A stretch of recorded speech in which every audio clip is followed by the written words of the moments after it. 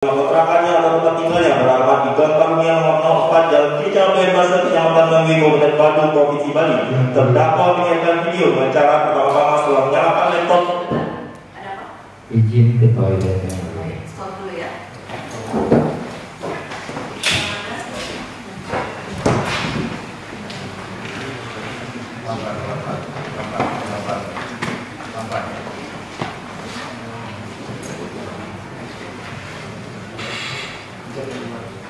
Merupakan pemberitahuan yang patut dapat disangka oleh terdakwa adalah bohong, karena tidak ada nyambung yang berkata terdakwa mengenai dongeng Arab dengan togut.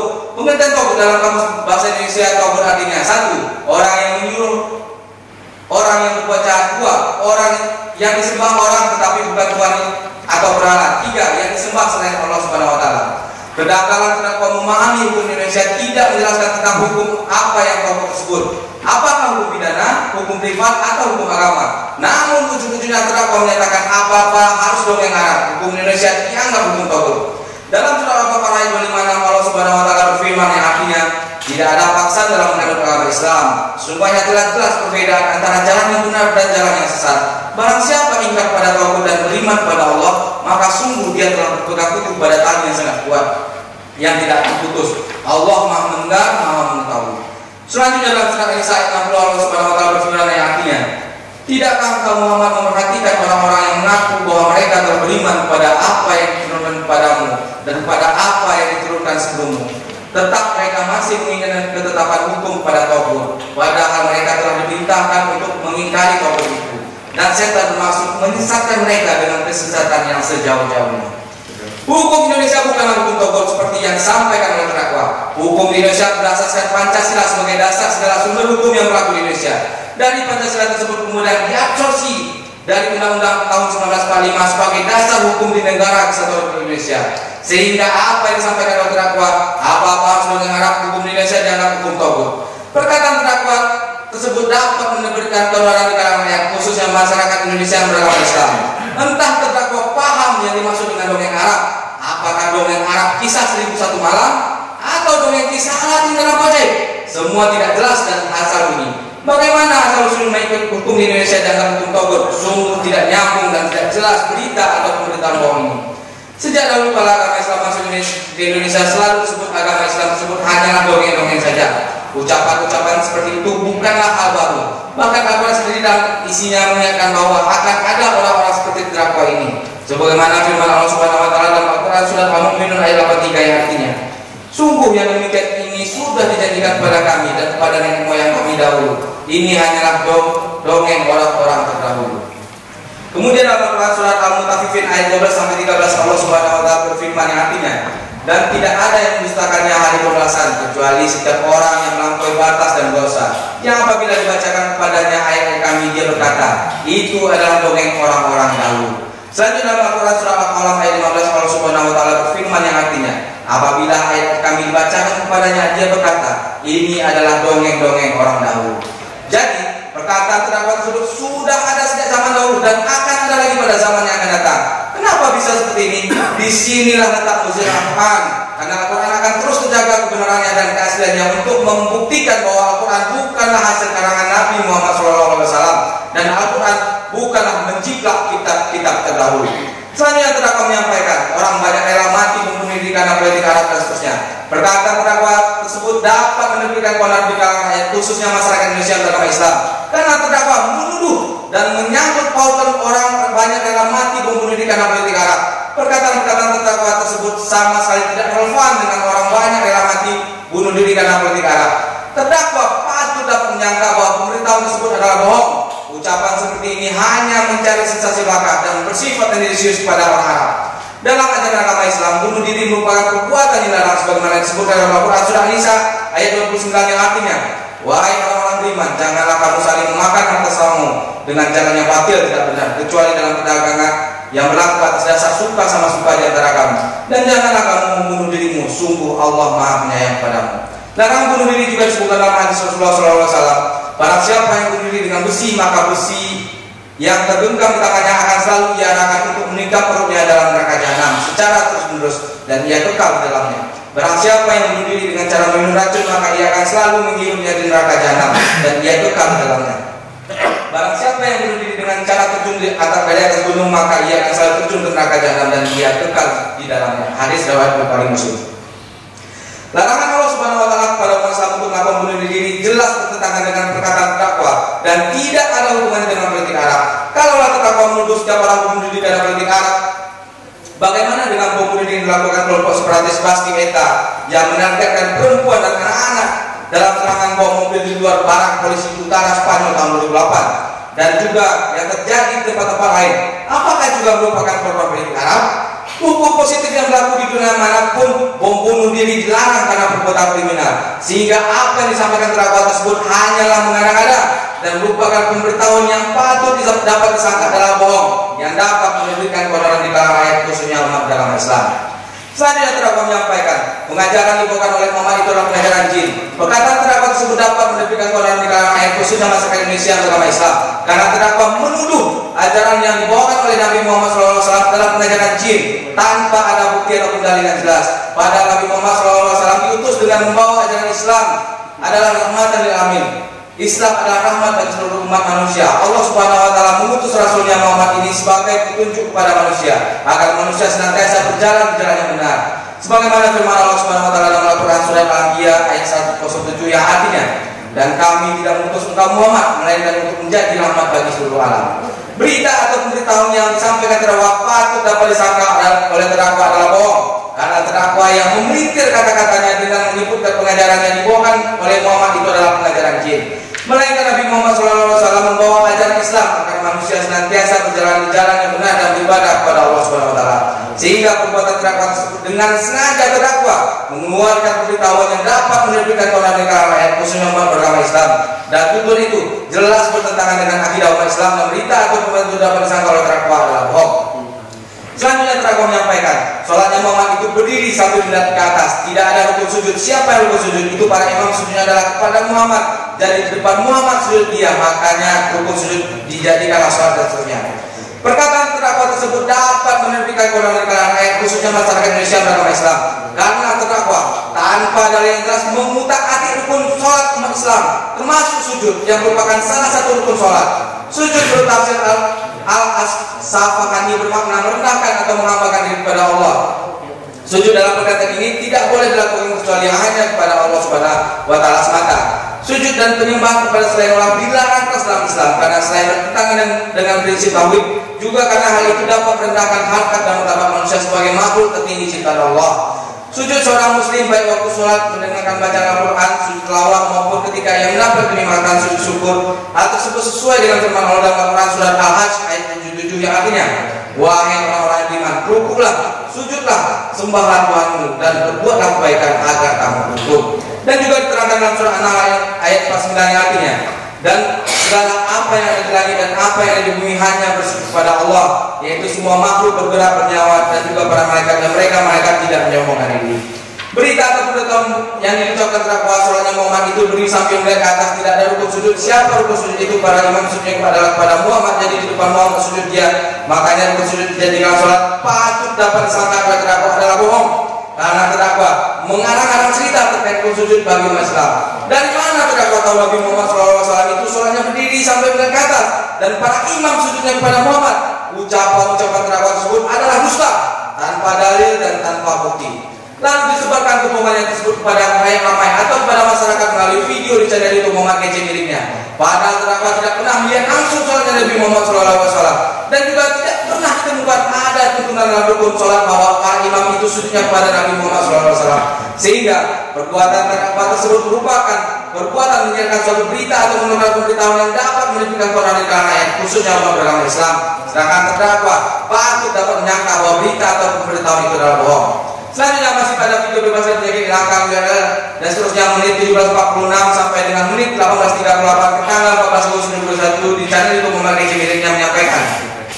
Nah, hadis Sahih Al-Bukhari 731 di sini dikatakan, demi Allah inilah yang menjadi penghalang antara kalian dan berita-berita langit dan perkataan ini pula yang disampaikan ketika mereka kembali kepada kaum mereka, yakni yang diwahyukan kepada beliau Muhammad itu perkataan jin ya. Sahih Al-Bukhari nomor 731. Wahyu yang diberikan kepada Muhammad adalah perkataan jin. Jadi pengikut Muhammad adalah pengikut jin. Muhammad itu dituruni jin. Hehehe. Teman-teman, jadi pengikut Muhammad adalah pengikut jin. Menyiarkan berita atau pemberitahuan yang dapat menerbitkan keonaran dan berita atau pemberitahuan palsu dapat disangka adalah bohong ini disampaikan terdakwa pada menit 17.46 sampai dengan menit 18.38 pertanggal 14 2021 di channel YouTube Muhammad Kece Miliknya, di antaranya berbunyi. Yang diwahyukan kepada beliau Muhammad itu perkataan jin ya, dan seterusnya. Yang diberikan kepada Muhammad adalah perkataan jin. Jadi pengikut Muhammad adalah pengikut jin. Muhammad itu dihukumi jin. Kata-kata tersebut tidak benar dan tidak besar, namun terdakwa telah menyiarkan suatu berita atau menyebarkan pemberitahuan yang dapat menerbitkan keonaran di kalangan rakyat, khususnya umat beragama Islam. Sedangkan terdakwa patut dapat menyangka bahwa berita atau pemberitahuan itu adalah bohong, namun tetap disiarkan yang melalui video di channel YouTube milik Muhammad Kece Miliknya. Selanjutnya terdakwa menyampaikan yang diwahyukan kepada beliau Muhammad itu perkataan jin ya, dan seterusnya. Yang diberikan kepada Muhammad adalah perkataan jin dan seterusnya. Perkataan terdakwa tersebut dapat menerbitkan keonaran di kalangan rakyat, khususnya masyarakat Indonesia yang beragama Islam, karena terdakwa dengan sengaja mencampur adukan dan tidak dapat membedakan wahyu yang diterima oleh Nabi Muhammad SAW dengan perkataan jin. Yang penting bagi terdakwa patut dapat menyangka bahwa ucapan tersebut adalah bohong. Soal benar atau tidak buat terdakwa tidak perlu.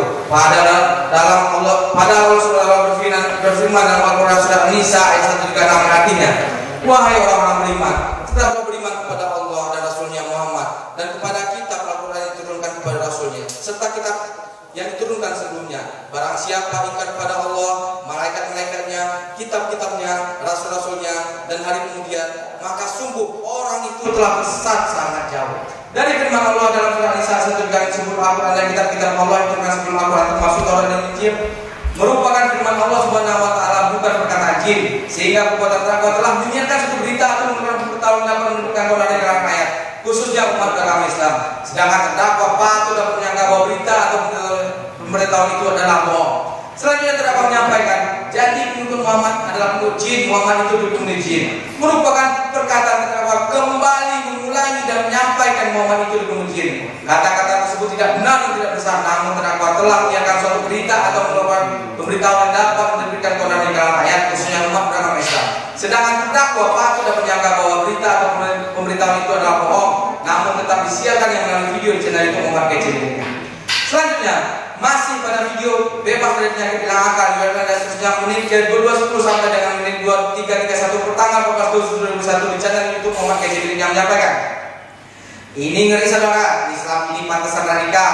Ternyata Islam ini ajaran jin. Hehehe. Ya ini saya berdasarkan Al-Quran dan hadis, baru terungkap sekarang. Dulu percaya, cinta betul kepada Muhammad bin Abdullah, karena marketingnya manis berbicara, oh Muhammad inilah yang percaya. Tidak ada lagi ternyata Muhammad itu kepalanya besar, matanya besar, alisnya tebal, jenggotnya lebat, kalau jalan membungkuk seperti orang sedang belajar. Itu ciri-ciri Muhammad, kalau menengok belok semua dengan badannya. Nah, itu ciri-ciri Muhammad. Ternyata itu jin. Saudara, hehehe, terbongkar rahasia jin. Udah nggak ada sengkatmu lagi jin, udah nggak ada kuasamu karena setan mengalir di dalam darah. Hati-hati jin itu mengalir di dalam darah ya.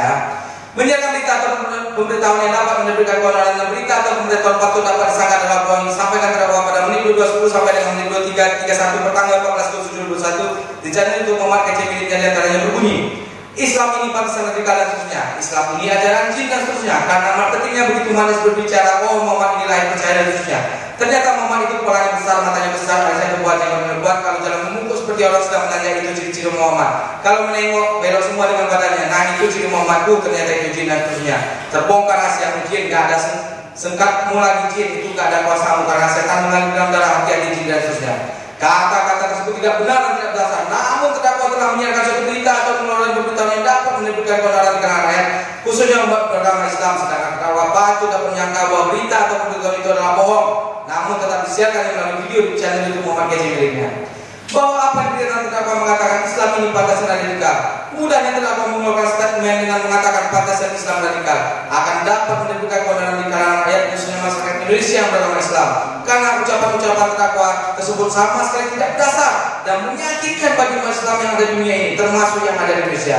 Berita atau berita tersebut patut dapat disangka oleh terdakwa adalah bohong, hanya mencari sensasi belaka dan tendensius, bahwa dalam ajaran Islam umat Islam diperintahkan untuk berlaku lemah lembut kepada siapapun dan berlaku pemaaf adalah sifat yang diperintahkan oleh Allah Subhanahu wa taala sebagaimana firman-Nya dalam Al-Qur'an surat Ali Imran ayat 59 yang artinya, maka berfirman Allah, engkau Muhammad berlaku lemah lembut terhadap mereka.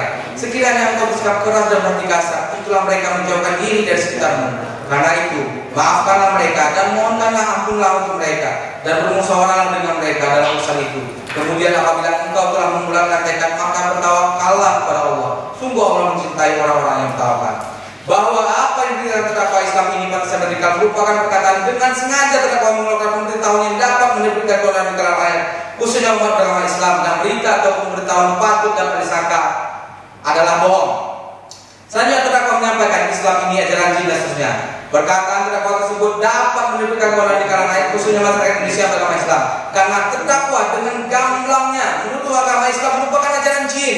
Tuduhan kejitan pada saat ini akan sangat melukai seluruh umat Islam yang ada di dunia. Secara tidak langsung akan menimbulkan amarah umat Islam yang dapat menimbulkan keonaran dan kegaduhan. Berita atau pemberita terdakwa menyampaikan Islam ini ajaran jin yang patut dapat disangka oleh terdakwa adalah bohong, karena di dalam ajaran Islam tidak ditemukan satupun keterangan yang menjelaskan Islam berasal dari ajaran jin. Melainkan Islam adalah agama yang dimulai dari turunnya wahyu pertama pada sekitar tahun 610 Masehi yang diturunkan kepada Rasul yang terakhir yaitu Muhammad bin Abdullah. Islam merupakan agama yang diturunkan Allah Subhanahu wa taala sebagaimana dijelaskan dalam Al-Qur'an surat Ali Imran ayat 19 yang artinya, sesungguhnya agama di sisi Allah ialah Islam. Tidaklah bersisi orang-orang yang telah diberi kitab kecuali setelah mereka memperoleh ilmu. Karena demikian di antara mereka, barang siapa ingkar terhadap ayat Allah, maka sungguh Allah sangat cepat perhitungannya. Apa yang diberitakan terdakwa Islam ini ajaran jin merupakan perkataan terdakwa yang telah menyiarkan suatu berita atau mengeluarkan pemberitahuan yang dapat menerbitkan keonaran di kalangan rakyat, khususnya beragama Islam. Sedangkan terdakwa patut dapat menyangka bahwa berita atau pemberitahuan itu adalah bohong. Selanjutnya terdakwa menyampaikan, karena marketingnya begitu manis berbicara, oh Muhammad nilainya percaya dan seterusnya. Perkataan terdakwa tersebut dapat menerbitkan keonaran di kalangan rakyat, khususnya masyarakat Indonesia beragama Islam. Karena terdakwa seolah agama Islam merupakan agama bisnis yang ditawarkan oleh marketing. Bahwa di dalam kamus besar bahasa Indonesia tidak dikenal istilah marketing. Istilah marketing lebih dikenal dalam dunia bisnis, yang artinya suatu proses, cara, dan perbuatan untuk memasarkan suatu barang dagangan. Dengan kata lain, yaitu menyebarluaskan di tengah-tengah masyarakat. Berita atau pengetahuan yang disampaikan oleh terdakwa karena marketing yang begitu manis berbicara, oh Muhammad nilainya percaya, patut disangka oleh terdakwa adalah bohong. Karena kelahiran Nabi Muhammad SAW tidak ada hubungannya dengan istilah marketing. Karena kelahiran Nabi Muhammad SAW bukanlah barang dagangan yang patut dibisniskan, sehingga tidak ada istilah marketing sebagaimana yang diberitakan oleh terdakwa tersebut. Nabi Muhammad SAW lahir pada hari Senin 12 Rabiul Awal tahun Gajah 570 Masehi, di mana pada saat kelahiran Muhammad SAW sebagai seorang yang akan diangkat sebagai Nabi dan Rasul Allah Subhanahu Wa Taala, dalam berbagai dakwah beliau dilahirkan dengan berbagai tanda-tanda kebesaran Allah Subhanahu Wa Taala. Salah satu di antaranya keluar cahaya yang menyinari seluruh rumah Aminah, sebagaimana saksi dari Ibu Usman bin Abdas, beliau berkata, aku menyaksikan ketika Aminah melahirkan Rasulullah, keluar cahaya menyinari seluruh rumah. Di saat itu aku sedang berada di rumahnya.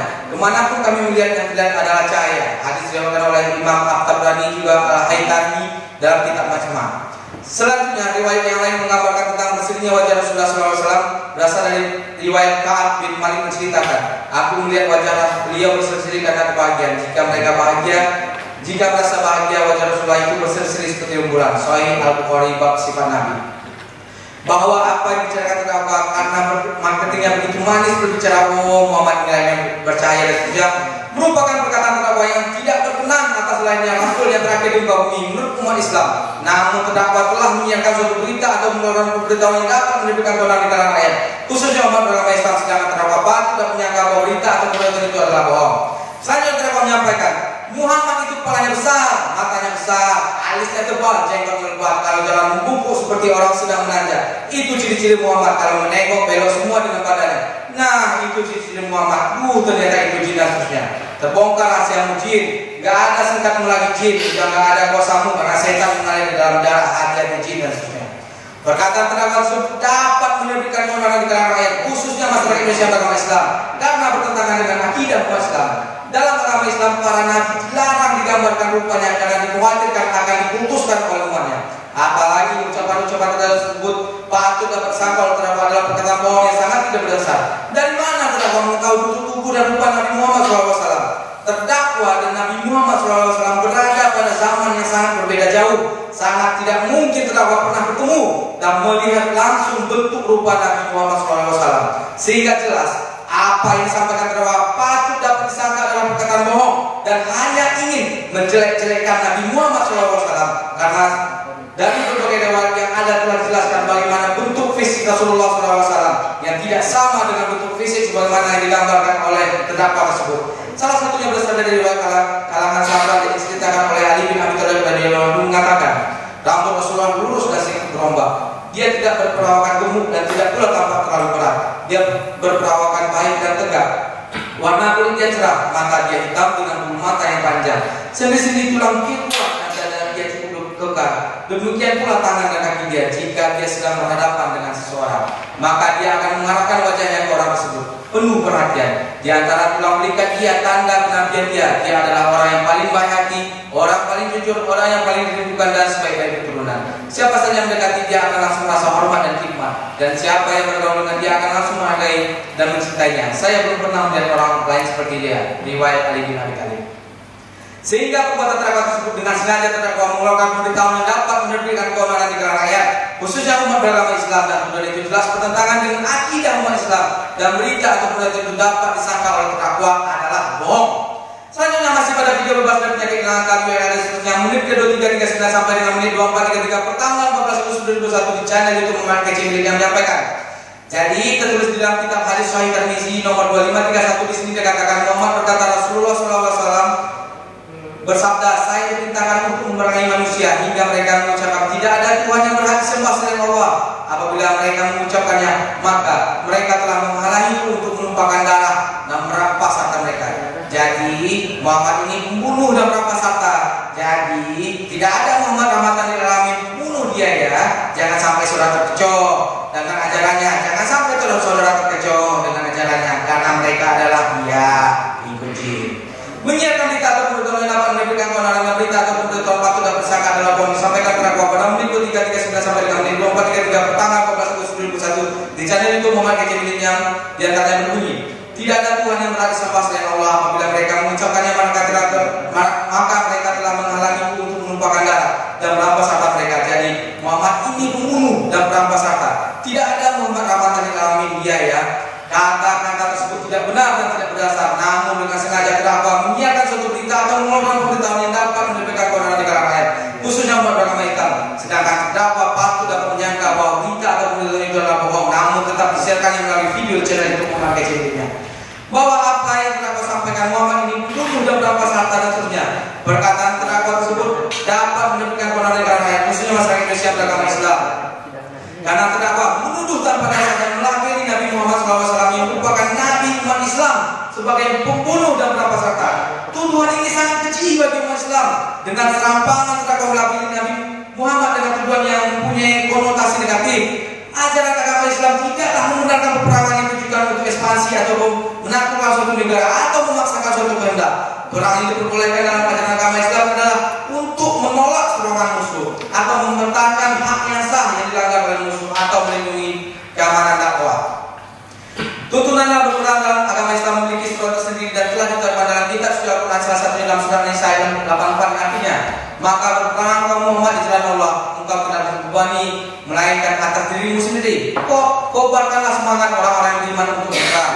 Mudah-mudahan Allah menolak mematahkan serangan orang-orang kafir itu. Allah sangat besar kekuatannya dan sangat keras siksanya. Berita atau pemberitahuan yang disampaikan terdakwa Muhammad ini pembunuh dan merampas harta merupakan perkataan yang patut diduga oleh terdakwa adalah bohong, karena Islam sangat membenci kekerasan, apalagi melakukan perang. Dalam Al-Quran surah Al-Baqarah ayat 216 sampai 217 menjelaskan, jika dasar muslim yang perang itu diwajibkan atas kamu berperang, padahal itu tidak menghinakan bagimu, tetapi boleh jadi kamu menyenangi sesuatu, padahal itu baik bagimu, dan boleh jadi kamu menyukai sesuatu, padahal itu tidak baik bagimu. Allah mengetahui sedang kamu tidak. Mereka bertanya kepada Muhammad tentang berperang pada bulan haram. Katakanlah, berperang dalam bulan itu adalah dosa besar, tapi menghalangi orang dari jalan Allah, diingat kepadanya, menghalangi orang masuk Masjidil Haram dan mengusir penduduk dari sekitarnya, lebih besar dosanya dari dalam pandangan Allah. Sedangkan fitnah lebih kejam daripada pembunuhan. Mereka tidak akan berhenti memerangi kamu sampai kamu murtad keluar dari agamamu. Jika mereka sanggup, barang siapa murtad dari kamu dari agamanya, lalu dia mati dalam kekafiran, maka mereka itu sia-sia amalnya di dunia dan mereka itulah penghuni neraka, mereka kekal di dalamnya. Pernyataan terdakwa yang menyatakan Muhammad ini dibunuh dalam tanpa satan sebenarnya patut diduga oleh terdakwa adalah dusta dan kebohongan, karena Nabi Muhammad SAW adalah seorang manusia yang memiliki akhlak yang sangat mulia, bahkan sangat agung, sebagaimana yang telah dinyatakan Allah SWT dalam Al-Quran Surah Al-Qamar ayat 4 yang artinya, dan sesungguhnya kamu benar-benar berbukti yang agung. Sangat tidak benar jika dikatakan bahwa Nabi Muhammad SAW adalah pembunuh dan perampas harta. Rasulullah SAW dalam hadis sahih diriwayatkan oleh Imam Bukhari dan Muslim bersabda sebagai berikut: Aku diperintahkan oleh Allah Subhanahu wa taala untuk memerangi manusia hingga mereka mengucapkan kalimat la ilaha illallah. Jika mereka telah mengucapkannya, maka jiwa dan harta mereka terlindungi kecuali atas hak tertentu seperti kewajiban membayar zakat terhadap harta dan hukum kisah terhadap jiwa. Sedangkan perhitungan Allah atas amal perbuatan mereka adalah menjadi tanggung jawab Allah. Pemaknaan hadis sahih yang diriwayatkan oleh Imam Bukhari dan Muslim tersebut bukan berarti bahwa Rasulullah dan umat Islam diperintahkan membunuh setiap orang kafir sebagaimana disabdakan oleh Rasulullah SAW dalam konteks berperang melawan orang-orang kafir. Jika orang-orang kafir yang sedang berperang melawan umat Islam tiba-tiba mengucapkan dua kalimat syahadat, maka mereka wajib dilindungi dan tidak boleh diperangi atau dibunuh. Meskipun boleh jadi motivasi mereka dalam mengucapkan syahadat adalah sekedar untuk mendapatkan perlindungan dan terhindar dari penyerangan atau pembunuhan oleh umat Islam. Selanjutnya terdakwa menyampaikan tidak ada Muhammad Al-Amin pembunuh dia dan seterusnya. Merupakan perkataan terdakwa yang patut disangka oleh terdakwa adalah bohong. Terdakwa yang tidak berdasar dan mencerminkan perasaan kebencian terdakwa kepada Nabi Muhammad SAW. Terdakwa mengingkari firman Allah Subhanahu wa taala dan Allah Subhanahu wa taala dalam Al-Quran surat Al-Anbiya ayat 107 menyatakan, dan kami tidak mengutus engkau Muhammad melainkan untuk menjadi rahmat bagi seluruh alam. Dan hadis riwayat Muslim 87 telah diriwayatkan dari Abu Hurairah radhiyallahu anhu dikatakan, wahai Rasulullah, doakan kebinasaan untuk orang-orang musyrikin. Beliau sallallahu alaihi wasallam menjawab, sesungguhnya tidaklah aku diutus sebagai pelaknat, aku hanya diutus sebagai rahmat kasih sayang. Penafsiran terdakwa yang mengatakan tidak ada Muhammad rahmatan lil alamin, ucapan terdakwa tersebut hanyalah asal bunyi. Terdakwa tidak memahami ayat Al-Quran dan hadis terkait rahmatan lil alamin. Allah Subhanahu wa taala sengaja mengutus Nabi Muhammad SAW sebagai rahmat untuk alam semesta, sehingga penyampaian terdakwa yang mengatakan tidak ada Muhammad rahmatan lil alamin bunuh dia adalah merupakan perbuatan dengan sengaja terdakwa menyiarkan suatu berita atau mengeluarkan pemberitahuan yang dapat menunjukkan kebenaran di kalangan rakyat, khususnya umat beragama Islam. Sedangkan terdakwa patut dapat menyangka bahwa berita atau pemberitahuan itu adalah bohong. Izin lanjutkan. Mohon izin lanjutkan. 4. Layangan pada tanggal 17 Agustus 2021 menempati rumah kontrakannya atau tempat tinggalnya beralamat di Gang Karunia nomor 04 Jalan Cicalengka Basel, Kecamatan Bangui, Kabupaten Bandung, Provinsi Bali. Terdakwa menyiarkan video dengan cara pertama-tama setelah menyalakan laptop. Ada apa? Izin ke toilet. Baik, stop dulu ya.